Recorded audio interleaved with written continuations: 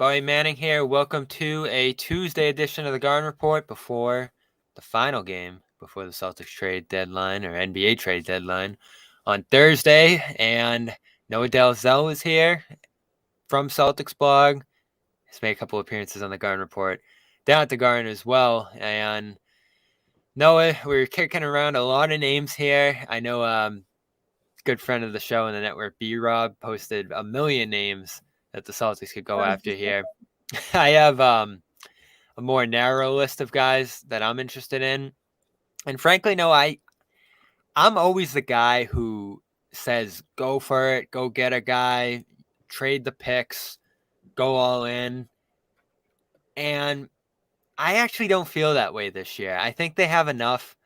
I don't think anyone who joins this roster is going to play a big enough role where it's going to move a needle. And frankly, despite many concerns about the bench coming into this year, which is what we're talking about here when it comes to many of these moves, the bench has been really good this year. Pritchard, Hauser, Cornette, even Keita has shown to be a good depth big, and O'Shea Brissett has earned some trust in that forward role. So I think the easiest answer heading into Thursday is that we're not going to see anything, or we're going to see something pretty minor. But Celtics are always prone to surprises here, and all the reporting is that they're looking to upgrade here. So where's your mind at? What do you want to see from them? What are you expecting from them? Yeah. I'm the opposite of you. I never want the team to make a move if things are looking good, just because I feel like even just today at practice, Joe Mazzulla talked about how they have this good chemistry and there's the buy-in between the role players and the starters and there's the familiarity with the system. So to me, it's like you're the best record in the league by quite a bit. And so if you can hold on to the chemistry and the camaraderie and not bring someone in that might disrupt that in any sense, you're probably better off. My only thing right now is just the trust in the health of the front court. That's the only, question mark I have. I know Brad has talked about, a big wing. I feel like with O'Shea Brissett, they found that. If not him, I think there's other potential candidates. But when you're talking about Porzingis, like if he's missed so many games this year, and it's kind of hard to gauge how many of them he actually missed and he needed to miss, and how many of them were kind of maybe resting a little bit, or he could have played through if it was the playoffs. That's my biggest reservation, though, is like if the whole title run comes down to his health, do you have enough outside of him that you trust in the playoffs? And I don't know if between Luke Cornette, who's awesome as a regular season player, but we haven't seen him in a postseason run, and Keita, who's been great, but also has looked a little bit lost at times defensively. And I don't know if you have, at this point in his career, he's a guy that's going to get playoff minutes. So that's the only thing I could see is like maybe as they're mulling it over and they're kind of already looking at all the lingering things that Porzingis has dealt with this year, like are you able to count on a full postseason run? Yeah, and I think that's going to be the regret if you do nothing, is if a guy Right. misses a Right. game or two and you need some supplemental depth, complementary guys, someone who can step in and fill in a bigger role in a playoff setting, as you said, not just a regular season one where you can come in and play a decent game and probably get by, especially against a low-level opponent. You're going to end up regretting doing nothing, I think, if you get to the postseason. And as you said, Porzingis missed a game or two. If he goes down for a long stretch, I don't think there's much you can do there in terms of filling in his impact on the team and what he's brought this year. You just don't have the assets to bring in that kind of guy. If they could bring in a big who could potentially start for you in those circumstances, I think you do it. And that's why people keep pointing toward Kelly Olynyk, I think, who's probably the first name we'll bring up here. And probably the least likely to me because of the money. It's $12 million. You have to sign him after this year if you do go and acquire him. And I can't find a path to doing that with how many contracts you'd have to send out. The Jazz, I don't even think can bring in that many guys, as we've talked about. And there was maybe some hope early in the year of a buyout. I know when he came down here at shoot around with the Jazz, he talked about being open to joining the Celtics Yeah. if the opportunity presented itself. But the Jazz have played well. They're hovering around 500. They're in playoff positioning out west. Will Hardy said a million times that he does want this to be a long rebuild. And I'm sure they'd be open to keeping him around after this year if he wants to stay. So that to me would be a dream. Like Porzingis goes down for a couple games. Kelly Olynyk and Al Horford fill the front court. Kelly does a lot of the things that this team likes between his shooting and passing, dribble handoff game. And always was a bit of an underrated defender, even though I wouldn't call him great. So if he got bought out this week and he wants to come here, I think that's the dream scenario in terms of the way he'd supplement the front court. But you have Horford, you have Porzingis. That's been a dynamic that I think has worked in terms of each player filling in for one another on the front and second half of these back-to-backs here. So there's some reporting today that they're interested in another big to add to this mix here. Drummond's a name, that's available and seems feasible in terms of his cost and, what you'd have to give up to get him here. But it brings me back, Noah, to something Brad Stevens talked about in the fact that you kind of need a guy who's going to come in and not expect to play because there's just, for whoever comes in, so much in front of them. And that's what I keep coming back to because I do think Drummond is a good fit. Like, obviously, we all know he's a prolific rebounder. It hasn't been a strength of this team. I think just the fact that he's a veteran player, like they kind of have a young bench for a team that's contending. Like they could have spent the offseason trying to pick up a couple of older guys that are more proven, and that's not really the approach that they took. So I like the idea of Drummond, but not if he's looking at this as a downgrade. I mean, he's been a starter on the Bulls, right? And so if he's looking at this as an opportunity to win a championship and be a locker room guy and kind of fill in when needed, then cool. But I think you'd want that buy-in from him like before making that type of trade because you don't want to bring in a guy that is kind of pissed off that he lost a lot of the kind of role and opportunity that he had, even if it wasn't for a great team. And I know Olynyk, like I think he would be more open to that, but even so, like he's not going to have the same opportunities that he's having in Utah right now. So I think like that's first and foremost is like the person you're going to bring in is not going to disrupt this flow that's been built between this team. And I think this team is uniquely unselfish. We're kind of spoiled with competitive teams here in Boston, but I think this group's really worked. So I think that's the first priority is anything you're doing this in the next couple of days here, you're not going to disrupt that. And then secondarily, I think if you can get a proven big that you can trust in case Porzingis goes down, that would be ideal. But I wouldn't be shocked if nothing happened personally, but I don't have a great temperature on these things. Yeah. And this Drummond's game is never one I've loved. A great rebounder, physical presence in there, a veteran with experience. But you look at the downsides in terms of mobility and defense for him in many aspects. And the free throw shooting is a massive one. And I think that's been, you talk about luxuries now, this team has shot free throws well across the board. And, maybe some spot moments they've slipped up, but over the years, especially at that big position, they've had some really good free throw shooters and do again between Porzingis, Horford, and Cornette's actually been really good at that this year too. And I believe in Cornette. I really do, just in terms of filling out that small depth role if you need it in the playoffs. And as I said, if Porzingis went down for a game or two, depending on the matchup, there's certain teams that Cornette can't play against just because he's spread so far out and you don't love him on the perimeter at all defensively, out switching and, wherever teams would put him in. He could fill some small minutes out there. The worry would just be you have to play so much Horford in those circumstances that, as you saw last year, he could be prone to burning out, especially another year older and with more responsibility on his plate in those circumstances. So I get the desire to add a depth big, but one thing I know is that there was a little regret last year going on and getting a Mike Muscala, paying 2 second-round picks, him being that Rob insurance, Rob never going down until like late in the playoffs, and Muscala pretty much sitting on the bench the whole way and then going out in a trade. So I think that's what you worry about. If you go and get Drummond, that's probably not going to happen with him because he's just a better player than Muscala was. But if he just comes in and you don't need him. Yeah. But Drummond's been playing really well. I think like that's why I feel like maybe a few months ago I wouldn't have been as high on him, but he has been really excelling in the last few months, kind of across the board, all things considered. But I agree with you. I mean, you don't want to the Muscala trade, like that's not it's one of the ones that like aged. I mean, it wasn't like disastrous, but yeah, it didn't age particularly well. No, it ended well because you move him for Porzingis with the money there, but in terms of what he actually brought on the court, it wasn't a ton. And, you still look at Drummond, as you said, there's some eye-popping numbers. He's 10-10 over his last 19.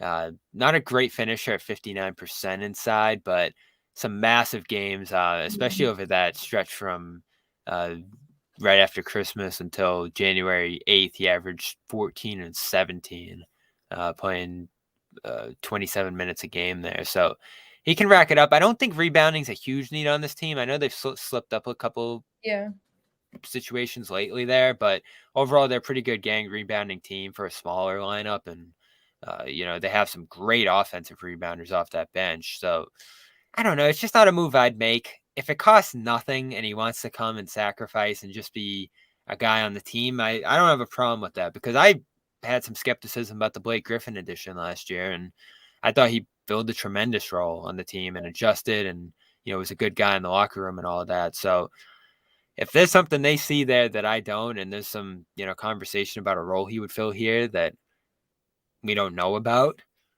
I'm willing to see it through. But I just don't feel like big man is the biggest need on this team. It's that 4 spot. And, they haven't missed Grant Williams a ton this year, but it's a piece that helped them last postseason at spots, and certainly 2 postseasons ago when they made the finals, having that versatile forward who can shoot, who can guard multiple positions. And there's some confidence in Brissett right now being able to do that, obviously at a lower level and a more narrow focus at that 4 position. But the shooting's been rough, 23% recently on his last 21 threes. He's not Grant there. And, you're not going to replace Grant because Grant costs $10 million a year plus for what he brings. And you're not going to be able to acquire that either. But, you're looking at some of the names that popped up today. Otto Porter's an interesting one to me. Can he get to that price? Probably not. Yeah. I mean, I looked at his game played log, and he's just never had a healthy season. And so if you're looking like an insurance guy, I feel bad saying it because I feel bad for anybody that's so injury prone, and he had that 1 year with the Warriors, but that's just not a move you can count on in any sense, just based on, and I think he's dealing with some foot thing, or he was recently. And he makes a little more than that TP too. Yeah. I think it's 6'2" on the TP, and he's at 6'3". So his name got tossed out there today, I think by Fisher. Doesn't make a ton of sense in that sense, unless you're just stacking up minimum salaries at the end of the roster to go and get him. But, you think of what Stevens and Svi have brought at different points, probably comparable to what you'd be getting out of Porter, as you mentioned there, especially considering some of the injuries and diminished play from him. Although he's a veteran who's won a championship and, played some big roles in the past. So that might be what you're looking for there. The big one of the day, though, isn't at that 4 spot. It's in that backcourt spot where maybe this is where the Celtics end up surprising us, because you look at what Drew and Derrick have brought this year. They've been able to fill the brunt of the production at that spot. Pritchard's been good, I feel like, and especially the games where his offense isn't rolling, he's been able to offensive rebound, and I think his defensive numbers are better than people would expect this year. So he's been able to do something each night to contribute positively to winning. But the question people have, especially based on past postseason performance with him, is can he survive when teams are hunting him, when they're trying to get him off the floor, when the shot's not falling in those circumstances? Do you have a guy that can contribute in those spots? Can he be a guy who has those big bursts of scoring off the bench nights? And he hasn't had a lot of those this year. So Lonnie Walker and the Nets in general to me are an interesting trade partner. He's hurt right now, hamstring. That's something that could linger. Certainly, I think if you trade for him Thursday, I don't think he's in the lineup Friday. So he's going to miss a little bit of time here, I'd imagine, with that. But get him down the line, a guy who's scoring 12 points a game this year, who's shooting 48 from the field, which is a really good number for 9 shots, and 44 from 3, which probably isn't reality for him, 36 career shooter, but he can knock it down, at least at a higher rate than Brissett is right now. But he's not at that 4 position. He's a 6'4" guard who, when he plays, we've seen him against the Celtics a couple of times this year. Now, he has the ball in his hands a lot in that second unit, and he's usually looking to score. I think, what's the average for assists? 1.6, 1.1 turnovers. So not really an impact passer. But if you feel that's something you need off your bench in a playoff situation, and it's certainly something that helped the Celtics last year with Malcolm Brogdon, he's not a super expensive player. I think he comes in at, let's see what his salary is here. 2.3. and he expires after this year. He's That's 25 years yeah. old. I see why people are excited about that, especially if it doesn't cost you a ton here, and it can go right into the TPE, so you really don't have to even give up anything for that. But is there a role? Are there enough shots for him? Does he kind of mess with what the bench is doing here, just in terms of his style? I know that's obviously what they have the most concern about when it comes to bringing someone in right now. Yeah, I love Lonnie Walker. I think he's a great player, and I think he's going to be someone that emerges over the next few years, just knowing how, what a kind of 3-level scorer he can be. I don't think this is a great fit for him. Like, I think he needs to go somewhere where he has the opportunity to have the ball in his hands more rather than less. Like, he's a guy that can come off the bench and score, and I don't see him prioritizing winning a championship at this point in his career. Like, he's talked extensively about wanting to find like a long-term home and, make a name for himself and all of that. That being said, if he was bought in, like, to have a guy that can create his own shot like that, not that Pritchard can't and not that Hauser can't, because I think they've both been more reliable than previous years, but he brings a different level of offensive versatility. And so I think that would be a big add.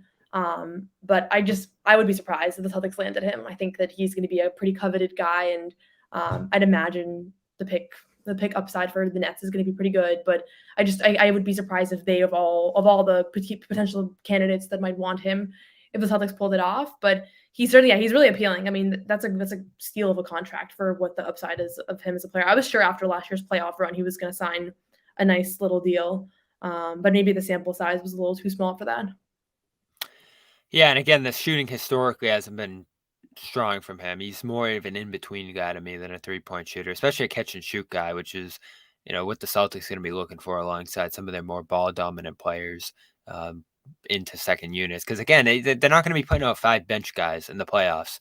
They're going to be playing Tatum and Brown 40 minutes, and bench guys are going to kind of shuffle in alongside them. So, if Brown's out there with him, the ball's going to be in Brown's hands a lot more often than it is Walker's, and that's why Pritchard works, because he's able to kind of spread the floor and get out to the side and catch and shoot. And I get the fascination in upgrading over him, but I think if you really want to do that, and obviously they just extended Pritchard, you're probably utilizing Pritchard's contract to do that and actually sending him out and bringing in a guy who is here for the long haul. And you make a great point there, knowing that his contract's expiring. He's looking for a long-term home and certainly looking to get paid too, Yeah. which I think is the difficult part for bringing in some of the more popular names like Walker. I know Sadiq Bey has been mentioned a ton in our chat.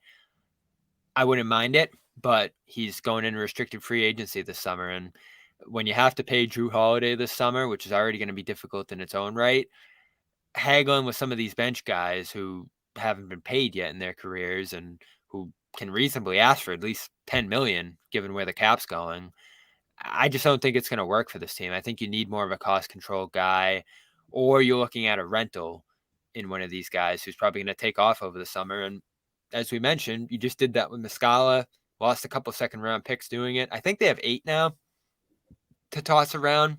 And certainly you're in win now mode. You're not thinking too much about the future if you're the Celtics. But at the same time, you had to move back a bunch in that last draft to kind of recoup all those second rounders that you lost over the years with like the Evan Fournier trade and, some stuff like that they've done here. So I don't think you're just tossing around second round picks for a guy who's going to be here, maybe doesn't play a ton, and then it's gone after the year. Like, I think you have to look a little bit more long-term with what you're doing here. Sorry, I'm laughing at the Luke Cornett "don't trade me." I was gonna try to keep a straight face, but I couldn't. We're not gonna. At least us. I don't know about the No, Celtics. I think, like, I know this is not like the best basketball analysis, but like, how can you trade someone like Luke Cornett midseason that's so obviously like so critical to this team? Like, that type of person, like, that's what makes me nervous about the trade deadline, is that right now, like, you have a good thing going. And like, I know I've said that before, but like, you lose a guy, even like a guy like Pritchard or a guy like Hauser that's just been so integral to this team. And like, next thing you know, they go on a little bit of a stretch, and we're on a little bit of a slide here, and we're all talking about, oh God, did they ruin the team chemistry and locker room? Like, I just think you have a lot more to lose than to gain right now. And those guys haven't been a problem. Right. You look at them on the whole in terms of what you're Not at all. expecting out of them. They've all filled their roles this year. And I think that's a big reason. Brad talked about that a little bit too, that they've succeeded this year. Because you look at the bench, it's not an extraordinarily Yeah. talented group, but their roles are so simple and defined in terms of how they play alongside the talented players on this roster. And you have 6 big time talented players here that all you have to do if you're O'Shea is go out there and crash in the corner. And he's done a great job with that. You know, could maybe stand to knock down an extra shot or two here or there, but he's starting to pass better out of some of those shots too, which I think is a huge step for him in terms of trusting and setting up some guys around him, even if he can't finish in those spots. So I think that's going to continue to help him. Horford's your backup big effectively, which is about as good as you can do there. And that allows Kornet to be that depth guy. And I don't think there's many teams with better depth bigs than Kornet. Pritchard and Hauser, the ones you're looking at because they don't have a ton of playoff experience. And they're the ones who are actually probably going to have to go out and play 10, 15 minutes in a playoff game as the backups there and step into bigger roles if someone goes down for a game or two, as we talked about at the beginning of the show. So these aren't the things that are going to swing their championship aspirations one way or another. And whether they make a move or not isn't either. It's going to come down to the top end guys on the roster, namely Brown and Tatum, and how they come through here. And you can try to support them as much as you can with an extra move or two here or there. But the work was done over the summer, and they have a pretty good bench here, I think, overall. Like, it's going to be hard to upgrade over what they have right now. Yeah, and I think you nailed it. Like, it's going to come down to, like, can Porzingis stay healthy? Can Tatum play like an MVP caliber player in the playoffs? Like, those are the things that it's going to come down to, and these marginal pieces are probably not going to make much of an impact. So, yeah, I find another thing that's funny is, like, we're writing all these articles and we're speculating, and then whatever happens Thursday is going to come out of left field probably, and it'll be a name that That's what's killing me right now. No, I can't find the name. I know they're going to do something because there's a lot of reasons to do something right now. Yeah. Like, you look at the team. Yeah. You have a TPE, which you won't, again, going forward effectively in this era because of the new rules coming through. You can't combine salaries in the future. So if you want to do like a Shvee, Lamar, that kind of thing at the bottom of the roster, Banton, and like trade $6 million for $6 million, you can't do that going forward. So now, if you really want to combine those guys into one small to medium-sized contract into the future, now's the time to do it. Yeah. You have some picks, like your pick this year. Do you want to use that? Do you want to actually draft a guy in that first round? That's a decision you can make right now. And then, of course, you're going to see all kinds of restrictions put up on what you can do going forward in the future in terms of trade money and all that kind of stuff. So this might be your last chance to add a rotation guy or at least a back end of the rotation guy to the mix you already have here going forward. And, there's some more down the line stuff that they're going to have to figure out with the guards in the backcourt and maybe position themselves to sign both of those guys. And, there's a lot of different considerations here. But to me, I just think when you take everything into account and all the reporting and their activity here, I think something's going to happen. Now, just like with Muscala last year, I think we're going to have a hard time anticipating what it is. I think a lot of the names being thrown around aren't going to be the ones that they end up with here. So, how do you find it? I think you're looking at guys who make less than $6 million. I think you're looking at guys who don't need to play necessarily. And that's why I still think John Conchar is probably my favorite name on a Grizzlies team that isn't going anywhere. Not a hugely impactful player, but a guy who can play a couple different positions, can shoot a little bit in different spots in his career. He's shown to be able to knock down a shot and is a solid rebounder. And I think last year had some pretty good defensive metrics and can guard a couple of different positions. And just to me, fits a bunch of different roles on a team. And I think the big thing more than anything, though, is if, let's say, like Horford had to miss a game or two in the playoffs, you feel decently about him sliding up into like a 4 spot next to Porzingis in certain lineups and playing a little bit more. And if you're fully healthy, he's a guy who in Memphis who has sat and not played for long stretches. So I don't think there's any problem for him doing that on a winning team. So that would be my choice. And again, only makes $6 million over the next couple years here. So you could flip them down the line again, keep them around on a relatively cheap deal, And if it doesn't work out, doesn't really kill you from a money perspective. He's $6 million next year, 6 in 26, 6 in 2027, and he's only 27 this year. So it's a popular name. It's a name that's been tossed around a ton. I don't know how much it costs. I know. I think Bobby Marks wrote that it might cost a first, but to me, it's something that makes sense, especially if you're packaging up a couple guys at the back end of the roster into one guy.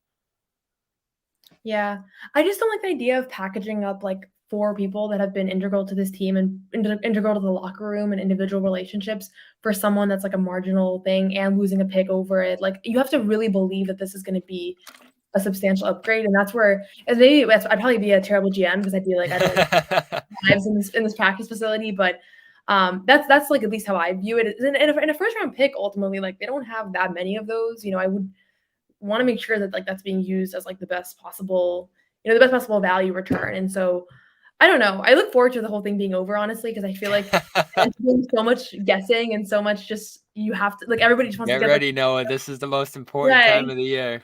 Right. And like I was looking at like Brian Robb's article on Mass Live, and I'm like, the name has to be on here, right? Like he has 25 names. He found every name. Right. So let me just run through these real quick. And again, shout out to Brian Robb, who hosts a podcast with Jay and Sam here on CLNS Media sometimes. Jalen Smith, probably cross it off. Pacers are winning. Nick Richards, I like the name. Signed 3 years, similar to Conchar, can be a depth guy who's used to not playing a ton, but can play when needed. I wouldn't rule that one out, especially on the Hornets, but to me, doesn't fill a huge need. Plumlee, probably not happening. Clippers. Dwight Powell, similar. I know he's not playing a ton in Dallas, as far as I know, but funny enough, Dwight Powell was the first guy I interviewed, Noah, like 4 years ago when I was at the Garden. I wanted to ask him about his time with the Celtics, and he was like, "What about it?" Not a good experience. Yeah, I was like, "Oh, all right." My first Drummond. He was very nice. Drummond, we hit on. Wouldn't that be funny if it's Muscala? At least you don't have to worry that he knows like the terminology. He knows the system somewhat, And no one's talking about him again. It's like, whoa, it's Muscala again. Yeah. For 2 more second-round draft picks. I can't rule it out. Not for that much, but maybe he's a guy they buy out or something like that. Day'Ron Sharpe, he's a guy I hit on today. Rookie scale deal, needs a new contract. Again, that's tricky, but it'll be a restricted free agent, so maybe it doesn't cost a ton to keep him. I've really liked him in Brooklyn, rolling off of Harden, especially when Harden was there. Doesn't play a ton, but physical, rebounding, rolling big, who's young and has a lot of room for development. You obviously have to think long-term about Horford's future now, too, with Grant gone, who's going to eventually be that next big up in the rotation when Horford's, career comes to a close here. So that to me is a little bit more of a forward-thinking role that if you really have an emergency this year and you need a physical big man, I think that makes a ton of sense. And obviously the Nets need draft picks. Nets are really starting to fall out of things here, and they have Nick Claxton at that position who they're probably more invested in there. So that to me, if I'm going to pick a guy that I think could come out of nowhere, surprise some people and make sense here, that's the one to me. Yeah. Yeah, I wouldn't be stunned, honestly. I mean, I actually don't think they're going to do anything. That's my intuition about it. But I think, someone who's familiar and kind of used to being okay with being out of the rotation to me would be like a critical piece here. That's like one of the top priorities, I would say. Yeah, and they've obviously forecasted that a little bit. Some other ones, Jalen McDaniels, maybe. I think they've had some interest in him in the past. He signed 2 years to that wing position. Fontecchio is a name that's been tossed around with them. I think that's a little redundant with Hauser. Craig, probably too far down the rotation. I know our guy Adam Taylor loves Chris Dunn.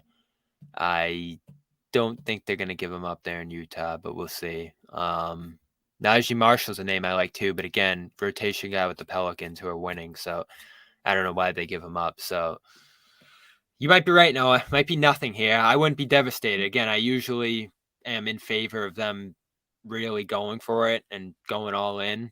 I just don't think there's enough out there this year, but there's probably some posturing going on too with some of this reporting that it's not going to be a busy deadline, not much is going to happen, and then all of a sudden at Right. 2:00 on Thursday, things are going to start going crazy.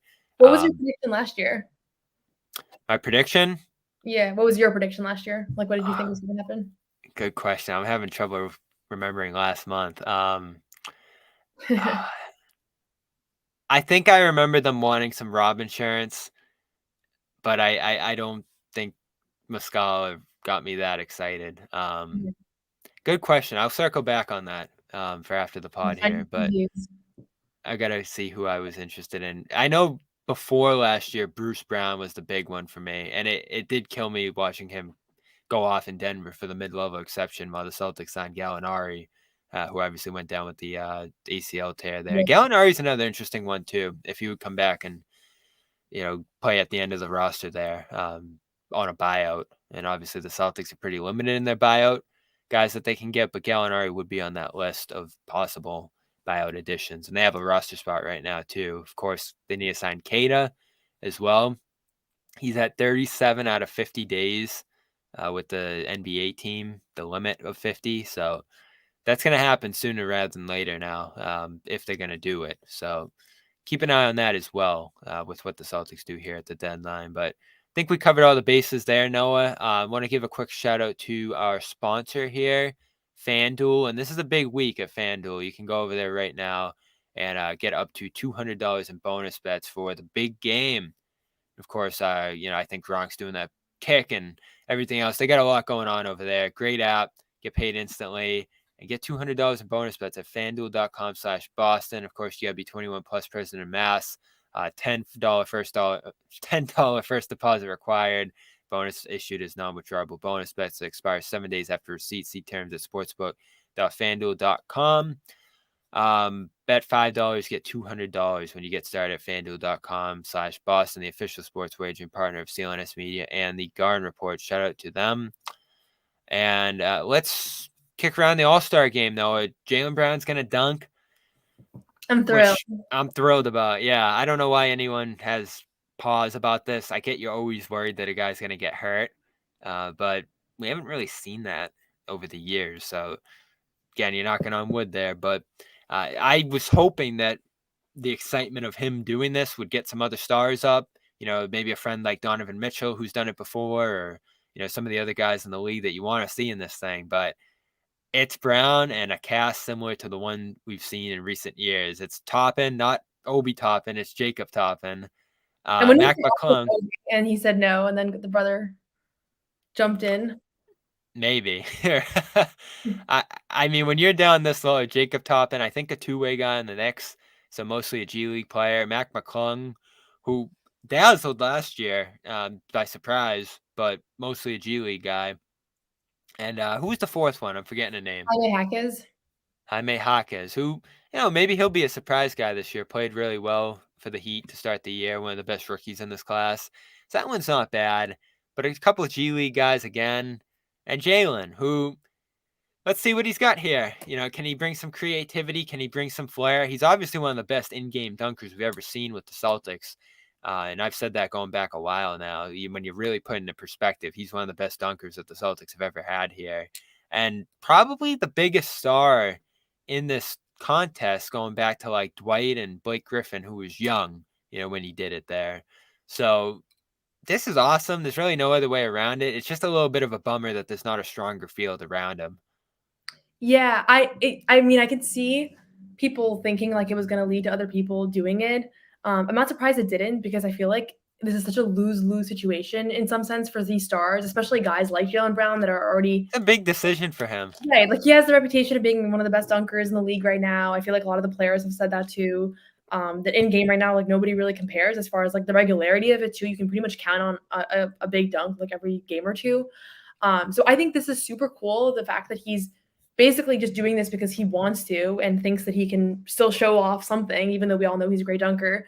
And there's actually like so much pressure on him, because if he's like the worst in the cast, like, it's like all these, I don't want to say the word scrubs, but like guys that are, kind of not known NBA players.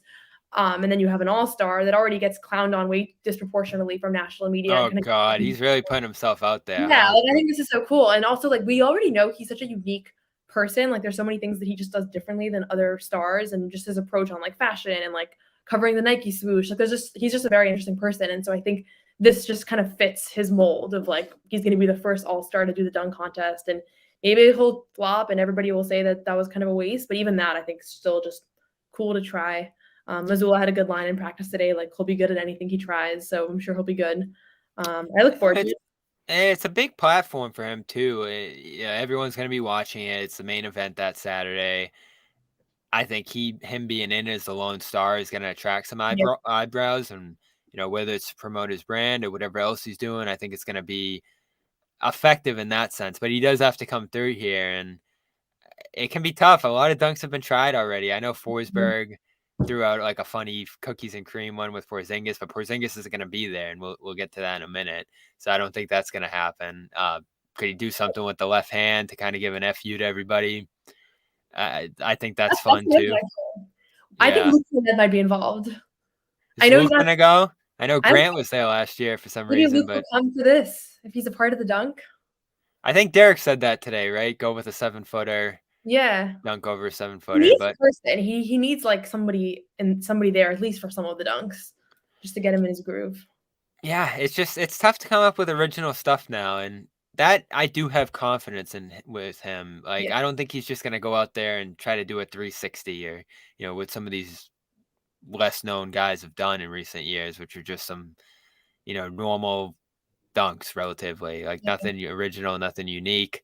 I'm sure he's gonna implement his style, his brand in some way, and I'm sure he's gonna try something really difficult. And like you said, might put himself out there to fail a bit. But the one thing I've noticed with him this year, and it's been one of my, most interesting things to track this year, is you talked about the criticism he got over the summer, how much he got clowned, the scrutiny of the contract, whatever else just got thrown his way based on how last year ended.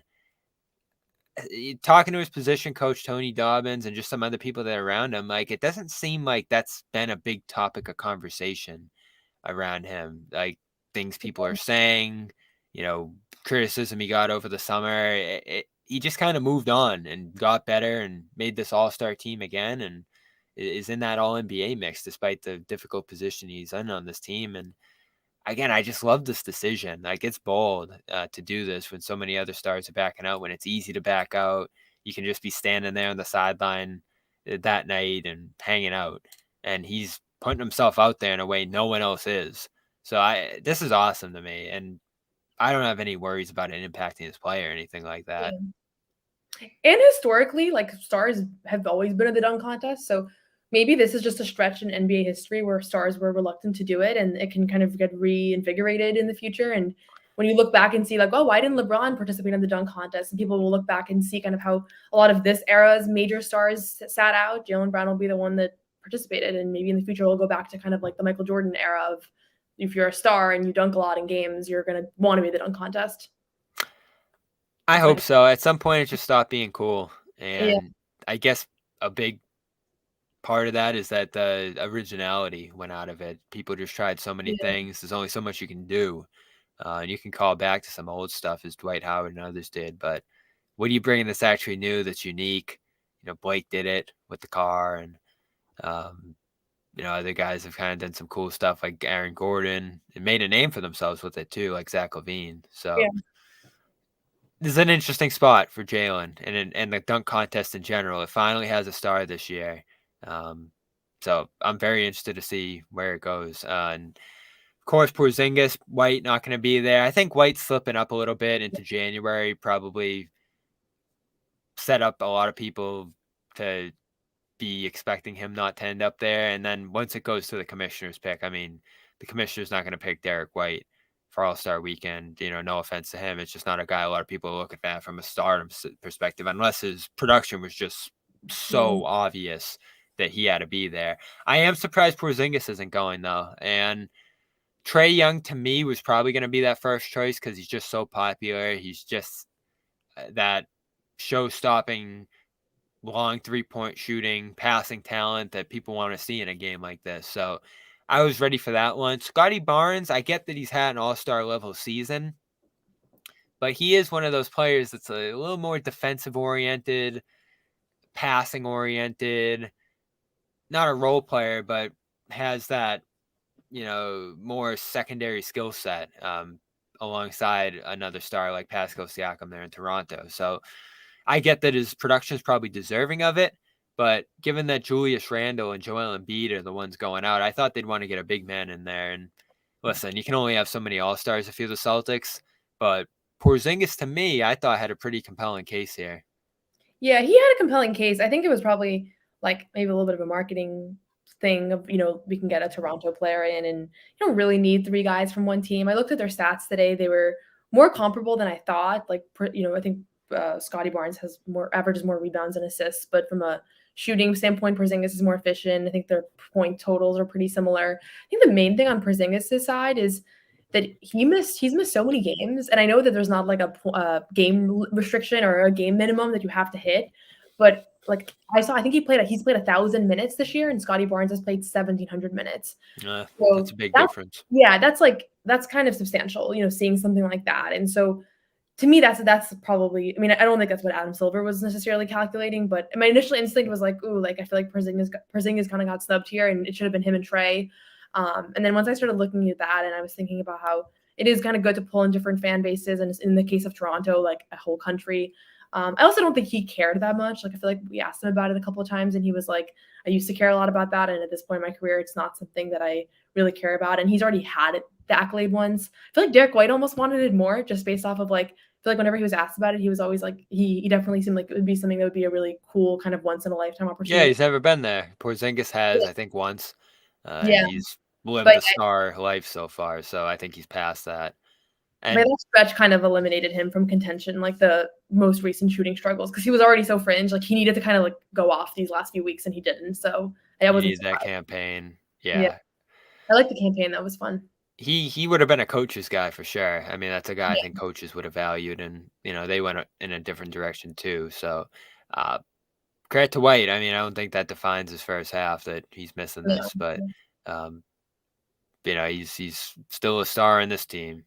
If that makes him feel better. So, uh, we'll see. Breaks coming up fast. I think it's just Hawks, Heat, Nets twice until the Celtics get there. Wizards, no? So yeah, easy forget that one on Friday, and that will be, if there is a new Celtic, their potential debut on Friday. So, Hawks game tomorrow, the final game before the deadline, and 3:00 Thursday. We'll see what the Celtics do here, and we will have a special here at 2:00 Thursday. Of course, post game tomorrow night as well. Will you be in the house tomorrow, Noah? Oh, I will.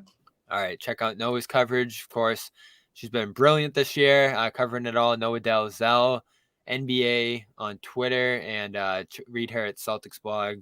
Awesome having you on a couple of these Garden reports so far, Noah. Hopefully we'll see more of you. Thank you. Thanks for having me.